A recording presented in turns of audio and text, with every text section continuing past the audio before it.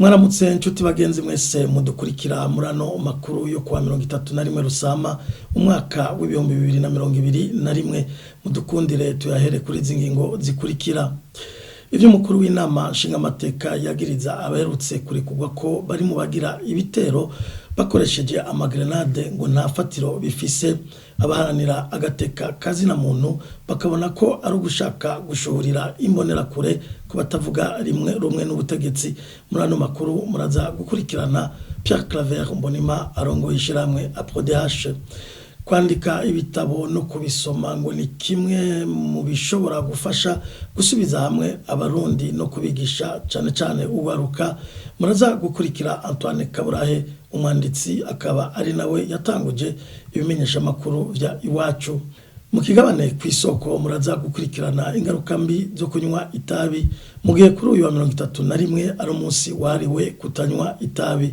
Idonido ni mu mwanya. Ndasubiye kubaha ikaze.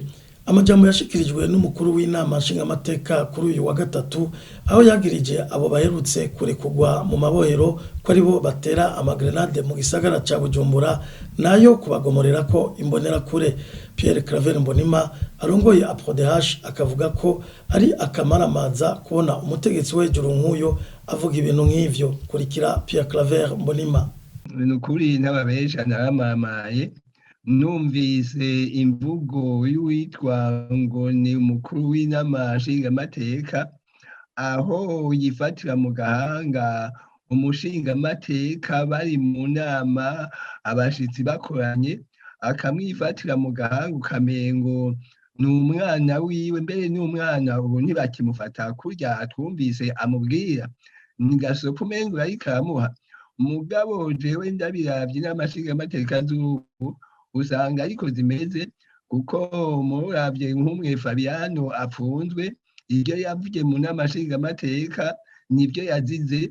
Ubu rero bose baratetemera ati bwa bundi abashingamateka nta gukingirwa tugifise, ati ninavuga iki kintu ngaha barakifatira canke bakimfungira canke banyuze, kandi murazi hariho n'undi mushingamateka atararomoka arahunga. Rero ibyo ndabirabe yarayavuze nyabuna rero tugira tuti ni ikimenyetso atanze ibizoshika twebwe tuzobishira ku gahanga kiwe, kuko avuga ngo barya rero ngo nyoro baheruka kurekugwa ngo nibo bariko baratera amagrenade, kandi muzi ko amaze iminsi haterwa amagrenade. Ubu rero zambonera kure zose ubu zigiye kwiruka kuri abo banyoro barekuwe, uwo bazobona bazovuga ati n'umukuru w'inama nshingamateka yarivuze yuko ari mwebwe mutera ry'amagrenade. Murumva rero arabaroshe arabatanze. Mugabo nukuri jewe ntibintangaza ndavye ingene abatwara bubu ingene bigenza, irya mvugo yaje ndabirabe yoyo twari tuyimenyereye. Mbere y'icyo gituma nogira nti nukuri igihugu cy'u Burundi cyaragowe cyabuze abagitwara. Imyaka 10 iraheze ikigo gisohora ibitabo citwa Maison d'édition Iwacu catumye abarundi n'abatara abarundi bamenya kahise k'igihugu. Umuyobozi w'ico kigo Antoine Kaburahe akaba ari nawe yashinze ibimenyesha makuru vya Iwacu avuga yuko bamwe mu barundi batanguye gukurikirana kahise k'igihugu biciye mu bitabo basohora. Akamenyesha ko mu bitabo 18 basohoye muri ico gihe usangamo ibisata vyinshi mu bigize ubuzima bwa misi yose. Uvuga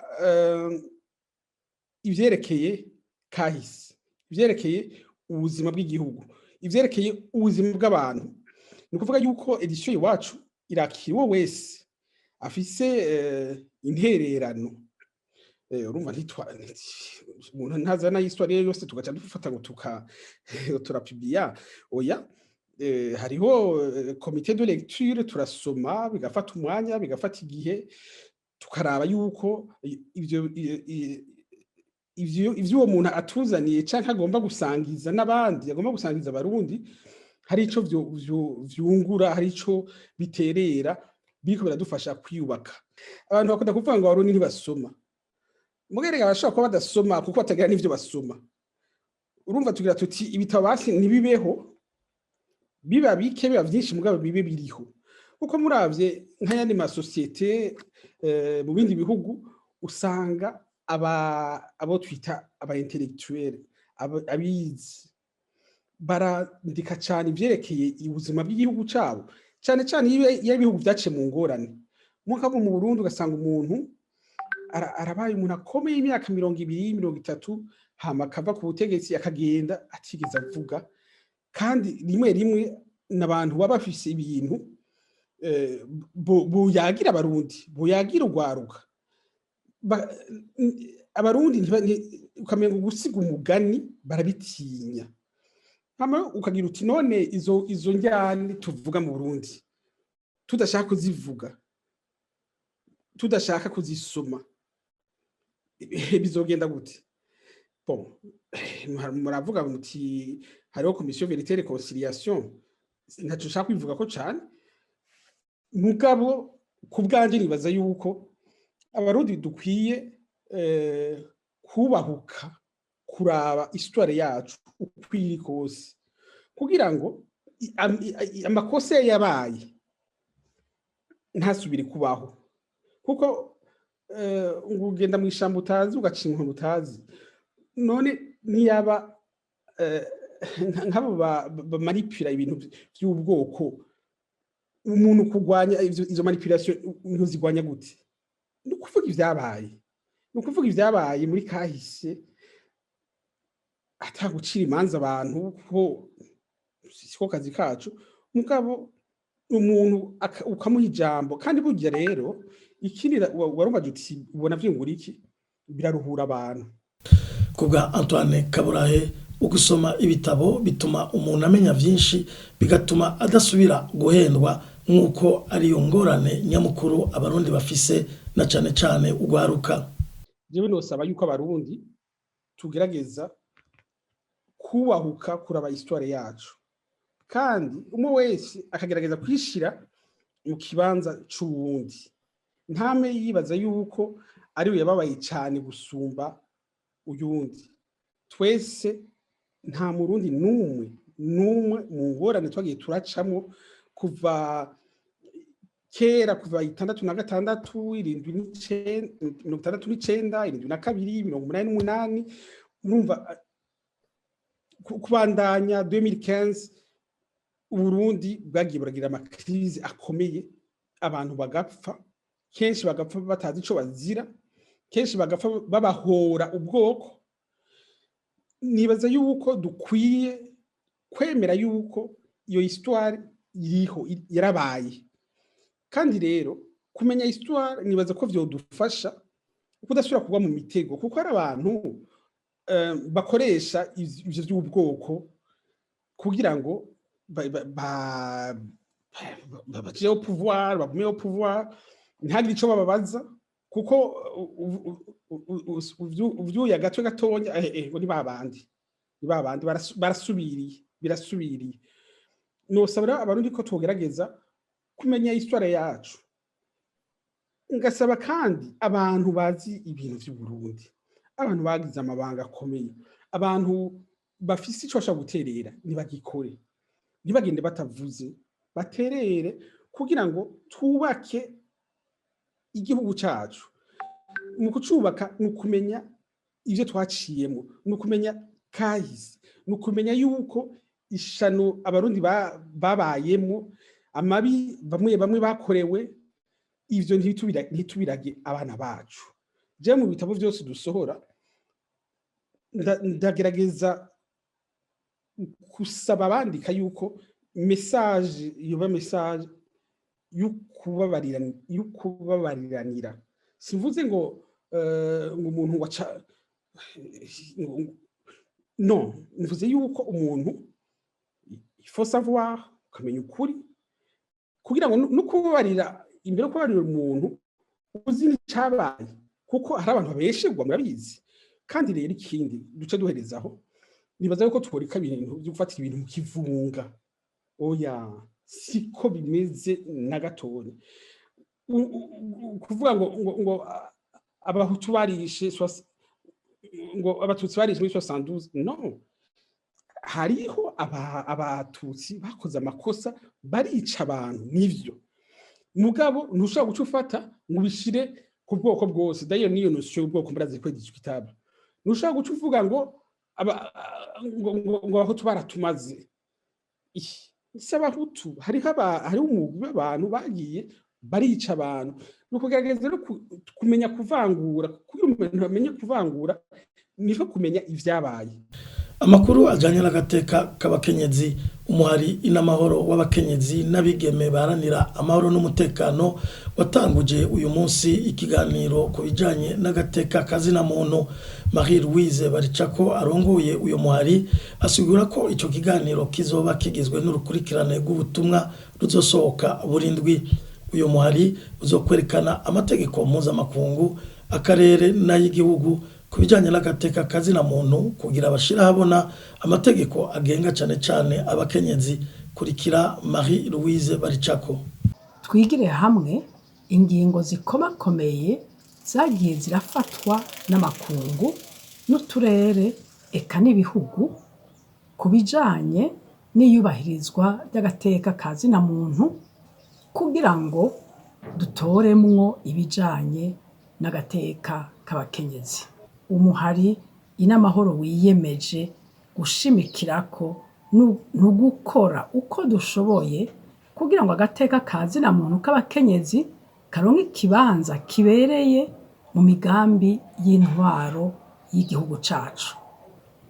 Ivyo bizosaba ko abagabo n'abagore batahura kumwe ico kibazo c'agateka kazina muntu n'ingene agateka k'abakenyezi gahonyangwa kubera ikumirwa no kudafatwa ku rugero rumwe n'abagabo. Ihonyangwa ry'agateka kazina muntu k'umukenyezi riboneka mu buryo bwinshi. Rishobora gufatira ku gitsina, ko yubatse canke atubatse, ko yize canke atize, ku bwoko bwiwe, ku buryo afise, ku kibanza afise, ico ajejwe mu ntwaro y'igihugu n'ibindi n'ibindi. Twifuza rero kumenyesha no kwigisha, gusigura no gutanga umuco kuri ivyo bibazo usanga bitazwi canke bidatahuritse ku bagabo benshi, ku batwara eka mbere no ku bakenyezi nyene. Tuzokwigira hamwe ingingo nkuru zigenga agateka kazina muntu, dusigure ivyo vyose bifasha gutahura agateka k'abakenyezi, turabe ibihaze mu mategeko y'igihugu kugira ngo tubashe guterera ivyiyumviro vyofasha kuzuza ibibuze mu nzira yo kuzoteba tugashikira ukungana kw'abagabo n'abagore mu vy'agateka kazina muntu n'amabanga bamwe n'abandi bajejwe mu gihugu. Turabatumiye mwese bashinga ntahe bapfasoni mwifatanye natwe muri ico kiganiro, mubishoboye mutubwire ico muvyibazako, munaduterera ivyiyumviro kugira ngo ico kiganiro kigira akamaro. Guteza imbere agateka k'abakenyezi niko gushira hejuru iteka rya kiremwa muntu. Dushize hamwe abagabo n'abagore nta nkeka ko tuzoshobora gushikira ca gihe co kungana bita generation egalite. Atawuzoba kivuga ikumirwa n'itandukanywa rya bamwe n'abandi bifatiye ku gitsina. Kuri ino gerekerezo rya 31 Rusama n'umunsi mpuzamakungu wahariwe kurwanya itabi, icivugo c'uno mwaka no kwiyemeza guhagarika kunywa itabi. Mu kiganiro kw'isoko umutumire ni muganga Jean Désiré Manirakiza aho avuga ku ngaruka itabi rigira ku magara y'urinywa. Kw'isoko duhereye ku bwonko, umuntu akinyoye itabi mu bintu bigize itabi ikintu kirimo nikotine cyayinjira mu bwonko, imaze kwinjira mu bwonko ubwonko ca wumva umengo ufise ingufu nyinshi, umengo umeze neza, mu by'ukuri ukumva umunezero, ariko uwo munezero ntushobora kumara akanya kaniniya. Inyuma y'akanya gatoya usubira hasi, umuntu agaca yumva umenga arababaye, akumva umenga ararushe. mbese niho bica bituma ashaka kwiyongera kandi agasubira kunywa itabi. Ni nayo mpamvu bituma abantu banyoye itabi rero birabagora guhagarika kubera aguma ashaka gusubirana kwa kundi yari yiyumva ahejeje kurinywa. Ku bice by'umutima n'amaraso, iyo umaze kunywa itabi, mu bimwe mu bintu bigize itabi byinjira mu mitsi, bimaze kujya mu mitsi, iyo mitsi itwara amaraso rero kitakaza ubwaguke, imitsi ikaba mito mito cyane. Iyo imitsi imaze kuba mito mito cyane, birumvikana yuko amaraso ntasubira kugenda nk'uko yagenda mu mutsi umuntu yari asanzwe afise. Uko rero umutsi uba muto muto n'amaraso akagenda nabi, uwo mutsi utakaza n'ingufu. Ivyo rero byose bigiye hamwe bice biteza indwara z'amaraso muri rusangi. Benshi izo tumenyereye cyane umuvuduko w'amaraso muniniya cyane, ariko n'izindi ndwara z'umutima zose. Uko umuvuduko w'amaraso wa waduze ukaba muniniya, umutsi ukaba wabaye mutoya, ukaba utanagikomeye, byongereza ibyago byinshi by'uko umuntu amaraso avura. Amaraso rero yavuriye mu mutsi, akaba n'umuvuduko w'amaraso ari muniniya, haba hari ibyago cyangwa amahirwe mabi y'uko udutsi imitsi yo mu mutwe mu bwonko ishobora guturika cyangwa ikaziba, arivyo tumenyereye abantu bita ngo ko ari AVC. Mu bihimba by'ubuhumekero, iyo umaze kunywa itabi, umwotsi ugenda mu mahaha ubwo nyene. Iyo ushitse mu mahaha rero, amahaha aba yatewe arahungabana. Nico gituma umuntu acagira uburwayi bw'indwara zo mu mahaha, mu buhumekero, kandi zamaho ziguma ziza zigenda zigaruka. Nk'indwara iba yatewe nuko udufuko tubika impwemu mu mahaha tuba twaturitse, tuba tutagikora, indwara bita emphysème, canke indwara y'uturingoti dutwara impwemu mu mahaha, ari two batwita utubronche. Donc iyo ndwara ihoraho ikama hari ibyo bita ko umuntu afise bronchite. N'izindi ndwara zo mu buhumekero zituma, sinzi ingene numva nozivuga neza, ariko ni indwara zituma umuntu aba atagishobora nko kuduga nk'umusozi neza nk'abandi nk'uko bisanzwe, cyangwa nko kugira siporo umwanya muniniya, cyangwa gufata urugendo rurerure, cyangwa kuduga ku ngazi. Ibintu byose bimusaba yuko amahaha aba agomba gusohora neza impwemu bidakunda, arizo usanga kenshi bazita ko ari pneumopathie obstructive. Bagira n'indwara ya kanseri yo mu mahaha, yo irazwi cyane ko ari indwara kandi yica abantu benshi. Mu bice by'umubiri navyo twokwita ibice by'ihokwa. Ni ibice by'umubiri digestive, kuvuga mu kanwa, mu muhogo, mu shishito, mu rwagasha, mu nsogi, umubiri wose muri rusange aho ivyo kurya bica bigarinda bisohokera. Kimwe cyose muri ivyo bice by'umubiri mvuze kiba kiri ku vyago byo kurwara kanseri itewe n'ibikoresho n'ibyo baba bashize mu itabi, bisanzwe biri mu itabi cyangwa ibyo baba bongeyemo byose. Ushobora rero kurwara kanseri yo mu kanwa, kanseri yo mu muhogo, kanseri yo muri estomac, kanseri yo mu rwagasha, cyangwa kanseri yo mu nsogi. Ku rwagasha hoho ni birebire, kuko mu bintu biri mu itabi binateza yuko umubiri w'umuntu udasubira kumva kaburangingo hormone bita insuline. Umuntu rero umubiri ukaba utakiyumva. Ivyo nivyo bita ibyago byo kurwara indwara y'isukari yo mu bwoko bwa kabiri, iyo bita diabete type 2. Ibintu bisanzwe birimo mu itabi navyo ubwavyo bituma ingaruka mbi ziterwa n'indwara y'isukari zinyaruka ugereranije n'abandi bantu basanzwe barwaye indwara y'isukari. Iyo umuntu anywa itabi, ingaruka mbi z'iyo ndwara y'isukari rero ziza mu buryo bwihuta zikanyaruka. Umva umuntu indwara y'isukari gashobora ikamwica hakiri kare ugereranije n'abatanywa itabi. Ku bice by'umubiri navyo nk'ibi umushatsi, inzara n'uruhu navyo tubifatira hamwe, ivyo bita tegma. Naho nyene mu bintu biri mu itabi cyane cyane nikotine iteza yuko umushatsi urakoroka no kugira ubuhanza, cyangwa umuntu akagira imvi, ariko ukabona ko izo mvi zije hakiri kare, bidahuye n'igihe tuzi mu by'ukuri imyaka umuntu avuga ati umuntu yarageze kuba afise imvi cyangwa umuhanza ataragera. Mu bihimba by'irondoka dusubiye kuri bya bindi itabi ryateje ku imitsi itwara amaraso itameze neza, no kuvuga yuko n'amaraso ntasubira gushika neza mu bice byose by'umubiri n'ibihimba by'irondoka rero bidasigaye. Iyo rero amaraso adashikamwo neza bitera ibibazo yaba ku mugabo yaba ku mugore, ibintu byo kurangura amabanga yabubatse cyangwa guhuza ibitsina ntibisubira kumera neza. Ubushobozi bw'umugabo buragabanuka cyane n'ubw'umugore buragabanuka cyane. Dushyize hamwe na bya bibazo byo ku ruhu, ku mugore arababara, amazi ntaba agishoboka kuboneka ahantu hose, aba yumye, umubiri wose uba wumye, bishobora bica bigabanya bwa bushobozi bwo gushaka guhuza ibitsina cyangwa kurangura amabanga yabubatse. No ku mugabo nuko nyene, kubera amaraso aba adashikayo neza, ntasubira gushaka kurangura amabanga yabubatse, niyo yobishaka ntashobora kubikora neza. Ku ruhu, mundi ku ruhu haba hariho abona kwita nk'abasoda b'umubiri. Umuntu yanywa itabi n'ibikoresho byo mu itabi cyane cyane nikotine, bituma abasoda b'umubiri bataba bagipanze neza, bigakora nabi. Iyo bikoze nabi, umuntu afise ibyago cyangwa amahirwe mabi yo kugira izi ndwara za kanseri zo ku ruhu, kanseri zo ku ruhu z'ubwoko bwinshi cyane cyane, ariko iyo tuzi bakunda kuboneka niyo bita carcinoma squamous. Ku nzara naho nyene ico kimwe nazo nyene ntizisigara inyuma, kubera ko abasoda b'umubiri bataba bapanze neza, kandi murazi ko inzara ari ikintu dukoresha cyane, microbe ziba zirimo zose zihinduka indwara, donc haba hari indwara nyinshi cyane rero mu nzara z'umuntu.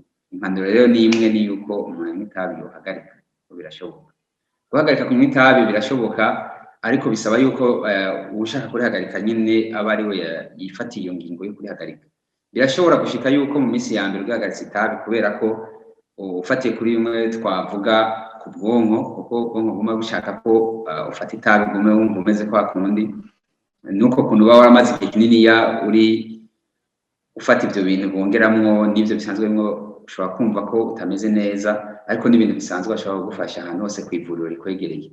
Niyo badashoboye kugufasha, abantu bose bakora ku mavuriro barazi aho bashobora kukurungika kugira ngo bashobore kugufasha. Cyari ikiganiro ku isoko. Igihugu ca Mali caraye gikuwe mu nzego zose z'umuryango w'ibihugu by'uburengero bwa Afrika. Abakuru b'ibihugu bihurikiye muri CEDEAO bari bakoranye i Accra muri Ghana, bafashe ivyo bihano inyuma y'irindi hirikwa ry'inzego ryakozwe n'abasirikare. No kuvuga ko Mali kitazosubira kuja mu nama y'abakuru b'ibihugu, mu manama y'abashikiranganje canke y'abashinga amateka b'ibihugu vy'ako karere. Ariko rero nta bihano bifatiye ku butunzi vyafashwe, kandi Colonel Assimi Goïta aguma ariwe abazwa igihugu ca Mali. Abo bakuru b'ibihugu basavye ko hubahirizwa ikiringo c'intwaro mfata kibanza. Igihugu ca Mali kikaba cahawe isango ntarengwa ry'itariki ya 27 Ruhuma mu mwaka uza, aho hazobera amatora y'umukuru w'igihugu. Dusozerere aya makuru mu ncamake ku bijanye n'inkino. Ihiganwa ry'umupira w'amaboko witiriwe Basketball Africa League ryari rimaze indwi zibiri ribera i Kigali mu Rwanda, ryaheze kuri w'Imana. Umugwiza Mareke wo mu gihugu ca Misiri ukaba ari wo watahukanye igikombe, utsinze Monastir wo muri Tunisie ku manota 76 kuri 63. Mu gice ca kabiri Zamalek yari yatsinze Pedro do Rwanda yo muri Angola. Monastir nayo ikaba yari yatsinze Patriot BBC yo mu Rwanda. Iyo higanwa rero rikaba rihuza imirwi yabaye iya mbere mu bihugu vya Afrika.